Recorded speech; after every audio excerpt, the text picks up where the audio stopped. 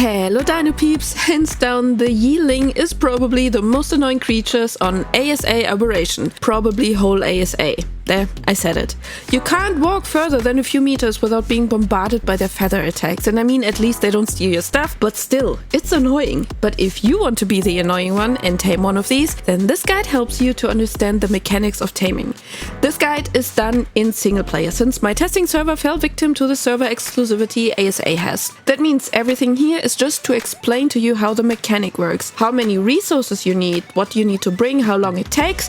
That depends on how you play and your server rates, so rather over-prepare than under-prepare. I experimented a lot with cages and trap variants. Forget about it, it's actually breaking the taming. You will have to be out in the open to tame the Yi Ling. First, you need to get Plant Z grenades. To get a Plant Z seed, stand with a little light pad on your shoulder next to a wild Plant Z. It will after a while spit out a seed. This one you can then put into a crop plot and it will grow into the Plant Z. It will then create bulbs, which are basically the stun grenades that you need. Next, you need good armor. The best armor against physical damage is Riot. If you bring Riot, bring either several normal pieces or good quality Ascended or Mastercraft ones. And yes, this is the point where you realize that the Yi Ling is not an early game tame. Also bring a shield. I took a Riot shield. This helps your armor to last much longer and you do not need to awkwardly swap gear mid-tame. And then you need a healing source. Blood bags work, medical brews are better, and Durostew might also be nice if you don't want to micromanage your healing. For torpor, you need either narcotics or biotoxin. Narcotics you craft with spoiled meat and narcoberries, or the dark mushrooms in the mortar and pestle, and the biotoxin you can directly get from the red mushrooms with a slightly pointed tips. You can also bring a magnifying glass to see the torpor the creature has built up during the taming, or you use a modded spyglass. You can also repeat the mechanic until the creature passes out. The spyglass is not really needed, but it is really handy to have. Lastly, you need the taming food itself. It's a normal carnivore tame, so meat, prime meat, mutton or kibble will work. Mutton on Aberration is the least problematic, as you can't walk 10 meters without running into a sheep. And now, this is how the mechanic works. The Yi Ling will shoot feathers at you that you will need to tank and get hit with, as you will get a debuff at the bottom of the screen, and this debuff numbers are important. At around 20 feathers that you tanked, the Yi Ling will land and peck at you. You should shield these pecks to protect yourself and your armor durability. Usually it's just like 1 or 2 pecks, but it adds up over time. Then it will fly up again and continue to shoot feathers at you.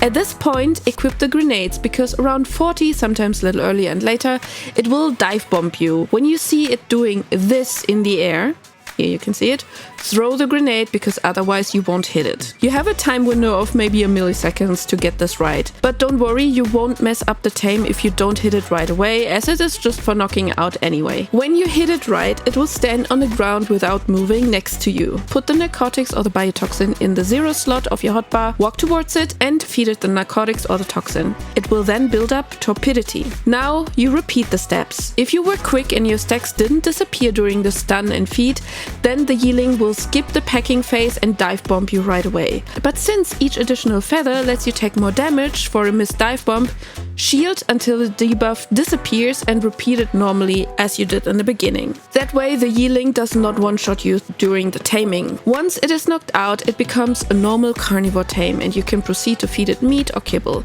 The saddle is super cheap to make and also quite pretty. Coming to the utility, this critter is a little hard to navigate, as the instructions on the side are longer than any Wikipedia article. But let's roughly go over it, as I'm the worst Yi Ling flyer and I have the coordination of a drunk kitten. The left mouse click makes the pecking. Right mouse click, when you're in the air, fires the feathers at your target. If you want to suck less at aiming, activate the aim mode with C. Spacebar to jump in the air, C and spacebar to launch a little up in the air. You can do this only once per flight. Because, remember, overall this is just a gliding animal. It's not a flyer, even though it's probably the closest we will get to a flyer. Left control and left mouse click gives you the ability to do a dive bomb. But as you have learned during the taming, you need to do a ton of feather projectiles on your target first before you can do the dive bomb on it. You also have the choice between different kind of feather projectiles. Feeding the Yi Ling the following items gives it a buff to have access to those feathers. Nameless Venom unlocks poison feathers. Narco berries unlock torpidity damage, conceal gas bells unlock fire damage, and sap slows down your target. When you're sitting on the Yi Ling, just long press R and then you see the different ammo that you can switch to. This creature is a pain, especially to tame, but they are also breedable and mutatable, which means you only have to go through this taming thing a few times before you can have your own group of Yi Lings. And I hope this little guide helped you. I try to make it as short as possible so you can spend more time playing and less time watching. If you like this video, feel free to give me a thumbs up and leave a comment. And thank you for watching.